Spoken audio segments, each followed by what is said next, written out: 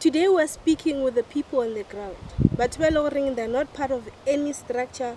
they're not part of leadership. We're going to find out the whole thing, Yagamakhoba, the leadership fighting and whatnot, how does it affect them on the ground? Welcome back to their story.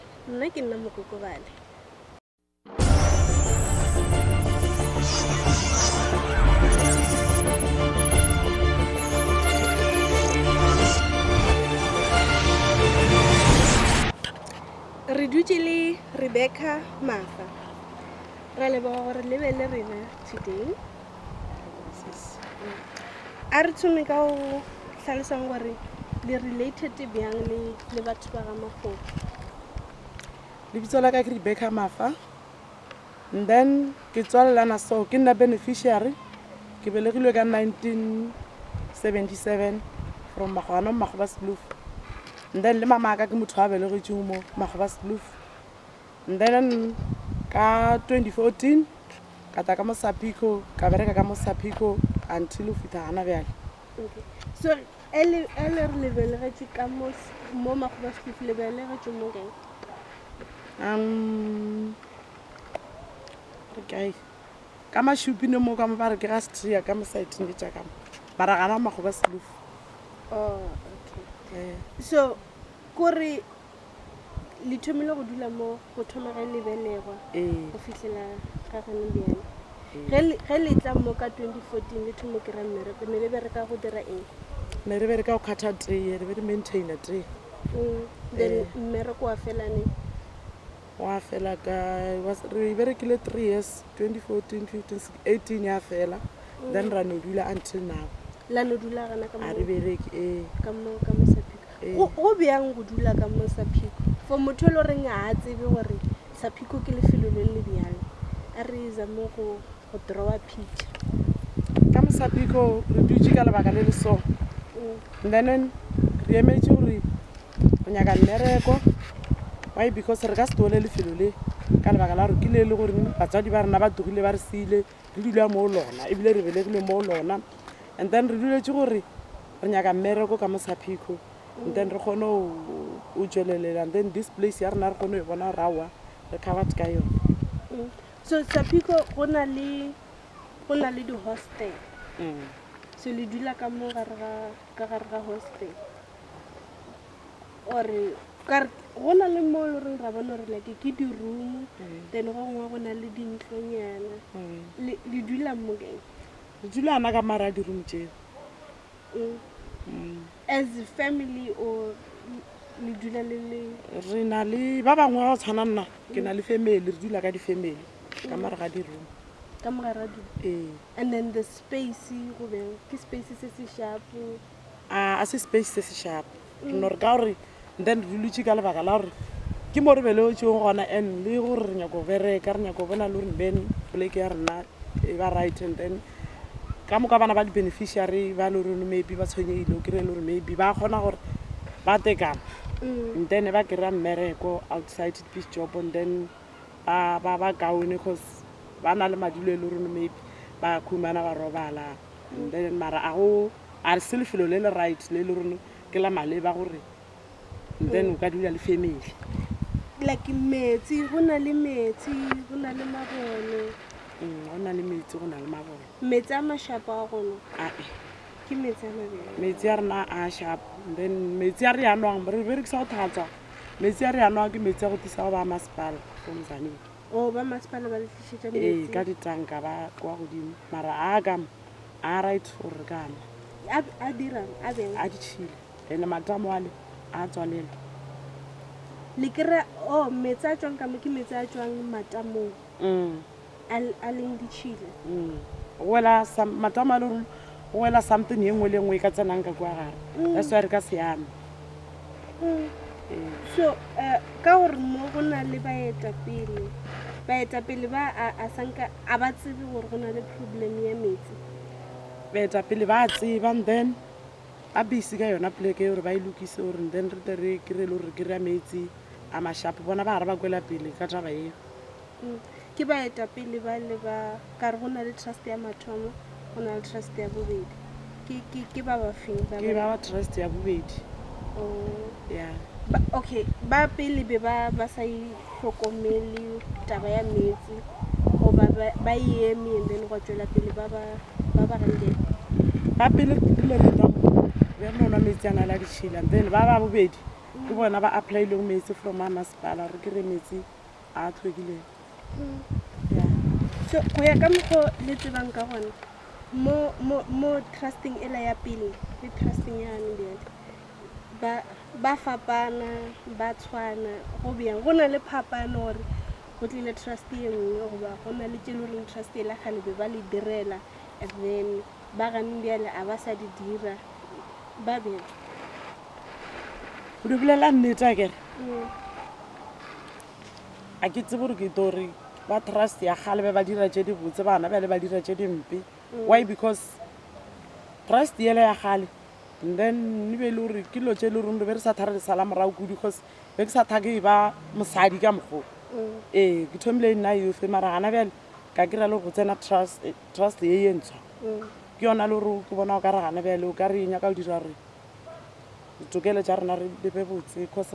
sello se sengwe se sengwe re ba botjana ga di sala morago ke tse di feng tse dingwe tša dilo tse di tlileng la ba botša tsone o tshwana ka mo re nyaka metsi a tlhokileng a kere and then re nyaka batho ba bereke ba tlile ditiro re kgone go bereka and then ke lo tse dintšhintši tše le gore re a di needa se tše ke tlo di bolelang ka di fetša ke tše dintšhi just like go tshwana taba jaaka malapeng ke le gore maybe re nyaka di-RDP gore ba re agele tsona re kgone go ba right cause lefelo le re ditseng lona ba mara dinto tše a re a dula ka ra dinto tše di botse and then mara re bolela le bona ba re šala morago cause ba no re a kere ba re da step by step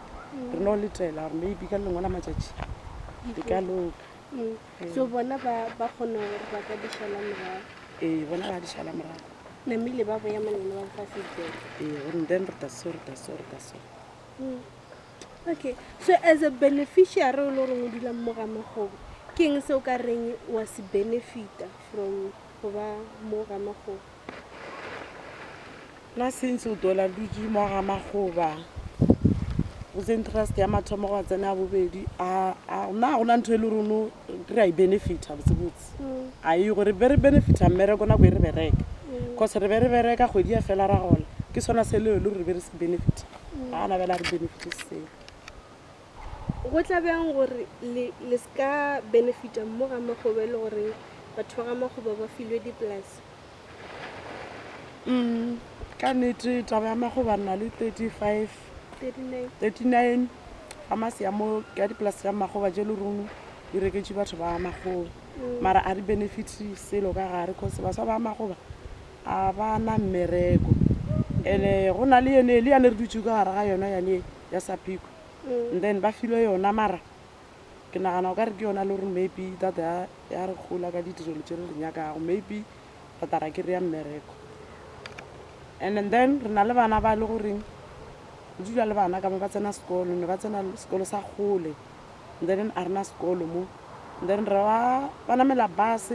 ene e ba fologa ba tsamaya distance go ya ka mo sekolong seo so dibase tše di patela ke batswadi and then a re patele rena batswadi go tsamaile re ya kwa ruto kwa dibaseng ra ba botsa gore ka mosaphiko re na le bana ba dutse le bana ba le reno ba sekolong bangwe ba kretše and then ba re disetša bus eo ra registera bana mara still is ano ba problem why because mo ba fologa gona ba fologa ba tsamaya long distance ene ke bana ba bannyane and then ra ba le bana ba bannyane ba ba bole kretše and then ra no kgopela gore ba re fe class e tre gore bana ba at least ba bo kaunenyana ka mo kretšheng mara kretšhe e gona and then e tlhoka batho ba le gore nekene ba ka ta ba e bula e gona kretšhe ye botse kudu ye le gore bana ba rena ba ka ba mo go yona mara ka lebaka la gore batho ba magoba ra sokola rena selo e no dula fela and then ra no kgopela class gore and then mme a no ruta bana ba ba kretšhe klase e ke klase ya mo kae ke no ba room kana ka mo village so bana ba rutiwa yeah motho wa ba rutang ke mem a qualified teacher yeah ke mme yo le reng ba mo tšere ba mo isa sekolong ba mo tšere gana ka mo ga rena baso ba ya mamiša sekolong then rena re kgopetse gore bana re ka se lwele bana ba bannyane ba sa ye sekolong ba sa ikretšheng ka rena re meberekone re tshwere di-piece job re no gore maybe batho ba le rone ba mago bana bele ka re ba ba file lefelo le ba ka re bulela mošomo maybe selelo sa rona se ka kwa gape kore like ka re mo ke a bona go na le crutch batho motho wa ga magoba ba ka se kgone gore a ka bula crutch yena a e rana gore yena ebilane a tlholele le batho ba bangwe mešomo goba ne le lebeletše gore e santse e be motho wa ka ntle le gore wa tla o tlo e bula crutch ga ke bone o ka re motho wa magoba a ka ta e bula e ka ba le problem ka lebaka la re ke ge ke setse ke buletse gore trust ya rena re ba botša dilo ba di šala morago ba ne re botša gore di ta phethega mo re sa lebeletše gore di ta phethega na so at this point a gona motho le reng o kile a e bolela taba ya crutch gore o nyaka go tlo bula crutch and then go ile go atla ausi yo mongwe a nota ka koloi a botsisa and then a kry-a le gore na a ona information e re tomo power because a kry-a steering committee o kry-a le gore batho ba gona ba palakane kua le kua rano mmotsa gore a tise molaetša se di-phone and then re ta mo phone e la bolela le bona a nama a tsamaile a sangatha a sa boile so ge e le gore bana ba sokola go ya dikolong ge go šetse le taba gore maybe motho wa lwala go na le tleliniki mo gaufi or go na le sepetlela mo gaufi a rena tleliniki and then re no founela ambulance ya ta ya rwala molwetši a ya sepetlela a rena tleliniki ka sepetlela sa mo gaufi mo ke mongwe mo Van Velden ke ka Tzaneen ka Tzaneen and go na le tleliniki ka mo mara e bereke ba re bothata keng since o tlogela re tsene mo ka since o tlogela ke tsene mo ka 2014 Saphiko ile go tswalelwa le tleliniki yona ma ya tswalelwa ya sa bereka tleliniki e be le tleliniki ya mmušo goba e be ile ya private clinic goba e be ile tleliniki ya batho ba ba berekang ka mo be ya batho bao o ka re ba ba bereka kana fela so batho ba rile ge ba stopa go bereka ka mo ya ba gore dilo tše dintšhi di a stop tleliniki ya stopa creche ya stopa mara nako e le sa bereka bana ne ba ya kang dikolong goba e no ba situation ya gore go tsamaiwa ka dibase le bona ka monako e re bereka ka mo bana be bao ya crechen fela and then ba di-bus e be e ba le goreng maybe ba ba dula bo ka police ka bo fale ya kae kae police ke eng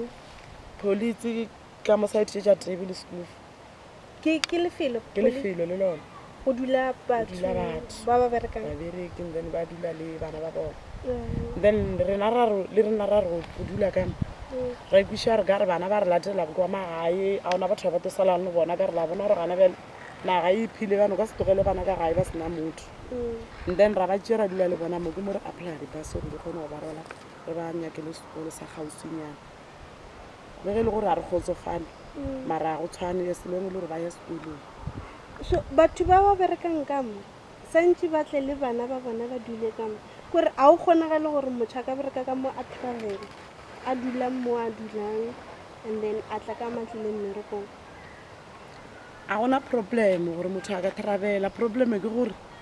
o dutse le family and o ka se travele tšhelete o tshwanetse go travele kana o reka dijo and then wa khera bana ba ya sekolong that's why o ne o kopotsa gore ga e ke tama feleng a kgwedi because a enough for e ka o diela o ka travela and then wa le wena mo up and down wa direla bana so so for tabeng ya transport go berekiwa bjang ge šetse o nyaka go ya toropong le tsamaya re tsamaya ka mo villageng re tsamaya long distance re ya bateng sekonterene o ya hike re šomisa hiking a rena and especially di-taxi tše le gore maybe di re letela batho ba ka Saphiko o no tsamaya long distance wa ya bateng kwa sekonterene wa hike long distance gone e ka ba boma how many minutes nka tsamaya mo maybe ke ya hike nka no tsamaya mo maybe bo ma 10 minutes ke ya pateng and then tsela e bjang tsela ke kore a o emile ka mo village o lebeletse kwa patene a o no bona dikoloi trabola ene ka mo re tsamaya ka gona re tsamaya ka gare ga tee ka re e gotse bjale ke mere e megolo re tsamaya ka gare ga yone. And a le tshwenye ke diphoofolo diphoofolo tsona di gona diphoofolo tsona di gona and then o setse le re o nyaka o ya toropong ya go rekela bana bopi o to e lesa ya feta and then was kore ke diphoofolo tse di bjang ke dikgabo like are ke eng diphoofolo tsa ba re ditšhošo dikolobe kore any phoofolo le dikolobe ke gona dinoga dinoga no e tlogela ya feta wena wa tšea leeto lago a ke re o ka se edie selo kore le ditlwaetse a re a di tlwaela ke lebaka la bosokodi a se gore di tlwaetse ke lebaka la re bana ba nyaka go ja ba tsere ke tala o tshwanetse o yo patene o yo toropong ga ikepele and a o tse gore o ema koloi ya mokhutamane a re na di-taxi tša straight je le reno di tela batho ba ka sa phiko gore and then ba to rola batho ba ka sa phiko ba ya toropong a re natso le di-maxi a re natso a le felele ba le di-situation tša gore mongwe o lomile ke eng kae goba diphoofolo tše di tlwaetse gore go na le batho di a re tshošetša tsona ra no tšhaba ke re re tlwaetse gore go na le diphoofolo gape o tone o ka seema ke re o tshoše gore o šata o kitime and then wa stopa o eta gole gore awa ke phoofolo e so o ka seema go se go a tshoša ka kuo o tšwela pele ka leeto kore batho ba dulang ka mosantse o be le pelo yeah, okay. So ke eng ntho e le goreng le wiša o e bona e direga like mo ga makgoba goba mo sa phiko kore nna nka re ke kakaretša ka moka kore tewelo ga makgoba nka se bolele ka sa phiko fela and then be re gopela re ba re agele di-RDP because ke lefelo le le rono ke le re dutse ka gare ga lona ke le re belegetseng ka gare ga lona ke mo ke belegetseng gona le mmaka kore family ya ka moka and then be re gopela gore ba re agele di-RDP and then re gopela dikolo re gopela ditleliniki di-crash dinamelwa mmereko sa mathomo so ge ba le agela mokae gona ka mo nago ya magoba lefelo la magoba ke le lentšhi kudu and then mo le re student committee ka rena se kano kgetha black and then ba re agela di-RDP tšeo ra dula lefelo la magoba ke le lentšhi nago ya magoba ke lentšhi kudu okay ke kwa le bolela ka steering committee steering committee ke ntho e le gore e sa direga ga gane bjale ka gore re tseba go na le trust kore go na le steering committee and then go na le re no e bitša ka mokgonono o ka no re steering committee or wa trust nna re no e bitša gore ke ntho e one way because nna re be re toetse re no re steering committee mara ke trust mara then so ge le refera to steering committee le refera to trust ditirelo tše re di kgopela re botša bona dilo tše re nenyakana dilo tše ke di biletsone ka moka re ba re direle tšone then ba re tshepiša rao ga re lwa le tšona re bona o ka re re tofeng ga ba re tshepiša gore re fentše re ga re lwa le tšona re bona o ka re a zama gore re ka le direla lo tše di le tlhokana mara sa mathomo re nyaka mmereko no awa di a kwagala leboga gore le tšee nako ya lena le kgone go boledišana le rena ke a leboga. After today's conversation, we can now discuss the financial documents of the previous trustees. In our next episode, we will be discussing the fact that the then secretary's company was the one auditing these documents. Thank you for tuning in for today's episode. We'll see you in our next upload.